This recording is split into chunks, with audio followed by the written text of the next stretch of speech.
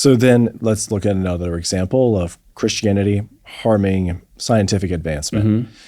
Were they responsible for holding back medicine? Well, there are a lot of ways. In fact, it's the opposite. Christianity advanced medicine in many ways. And one was about dissection, because the way Draper and White, they claimed that the church had banned dissection, therefore held back studies of human anatomy. But the truth is diametrically opposed for it, which is what the Popes and Unicorn book points out. It was the pagan Greeks and Romans who had banned dissection. People like Galen, the famous anatomist, he had to rely on other creatures because he didn't have the human anatomy to use. But the church actually lifted this ban on dissection.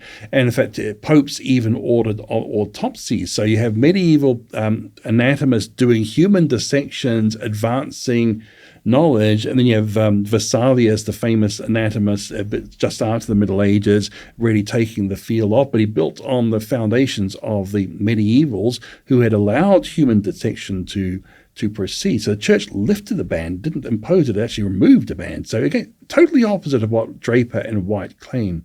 Well, and it also strikes me that the author of the Gospel of Luke himself was a doctor. It is interesting, isn't it? Yeah, and so biblical Christianity would support like medicinal advancement and medical practices and helping people that way. Well, in fact, the church is what started the hospitals, for instance. The hospitals were first founded by the church as well. Well, and something else that I've seen you point out in some of your written research and articles has been anesthesia was, what is it? That wasn't a Christian invention, was it? Well, I think it was, because you have James Simpson, who was a devout Christian, he used chloroform for childbirth anesthesia to make women more comfortable in childbirth. He was actually very much pro-woman.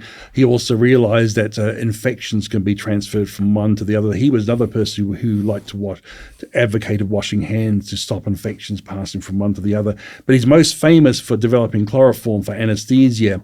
Now, the Draper and White claim is that pulpits thundered against Simpson because God had made it very clear that women are meant to have children with pain. So how dare you try to undermine God's command there? That was that's what White claimed was said. But when you look in the history, almost no one of note made such an objection. The pulpits were generally supportive of this sort of thing. Yeah. Now, when you look at the history, it's sort of just after the Industrial Revolution, where you have a lot of labor-saving devices being invented.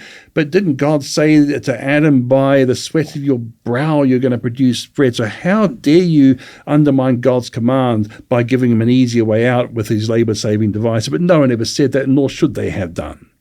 Okay. Another one is that God also cursed the ground with thorns and thistles, but no one had a problem with clearing or chopping out these thorns and thistles to plant crops. Okay. It was understood, and this is the example of Jesus himself in his miracles of healing, of curing deafness and blindness and dumbness and lameness and too much blood being produced. He was alleviating the effects of the curse. These things were part of the curse on creation, that God cursed the whole creation, as in Romans 8, the whole creation is groaning. But they thought that alleviating aspects of the curse was an example set by Jesus himself. So if we're Christians, we should be following Jesus' example and alleviating effects of the curse. I mean, death is part of the curse, definitely, but would you object to lifesavers? No. Yeah, but that's the thing. So therefore, alleviating childbirth pain was just another blessed thing to do, and I think the church generally realized that. The objections to it were actually more scientific and medical than they were biblical. I mean, for instance, chloroform was an untested substance. Are we sure it's safe? And now we realize that no, it's not really safe. We use other means of anesthesia. So they were right to question the safety of chloroform, but that was more about the means of anesthesia rather than the actual concept. Okay, so it's the means of it. Another thing is they might have thought it's a bit like drunkenness. Can a woman bearing a child follow instructions when to push and when to relax and when to breathe if she's under? So that was a medical object, but it wasn't a biblical objection. So, but there weren't really moral or biblical objections to anesthesia that you can find. When you look in the history, where are they?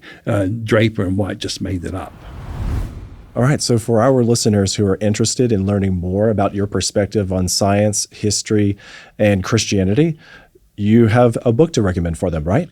Well, you might like my book called The Greatest Hoax on Earth, Refuting Dawkins on Evolution. You see, Dawkins, for the Darwin Bicentennial in 2009, he wanted to write a book with the evidence of evolution because he realized his previous books had assumed evolution were true, but had not presented the evidence for it. So he was trying to remedy that. But he is an opponent of Christian religion, and you might say that he is basically the answer to Draper and White today. I think without Draper and White, you wouldn't have had people like Richard Dawkins having so much prominence. So you might say that this book, I'm trying to follow the command of the Apostle Paul to demolish arguments and every pretension that's opposed to the knowledge of Christ. You see, Paul tells us not only to defend the faith in 2 Peter 3:15, but also to demolish arguments against it.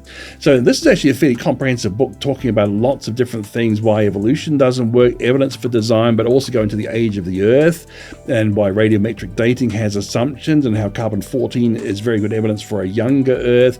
But basically covering all the main arguments that you ever come across with evolution made by the world champion evolutionists, and hopefully with this book you'll be able to answer the best arguments evolutionists will come up against you. Fantastic. So if you're ready to read the book, you will find a link to the ebook version where you can get it for free in the description. Dr. Sarfati, thank you so much. This has been a great conversation. Thank you, Mr. Joseph.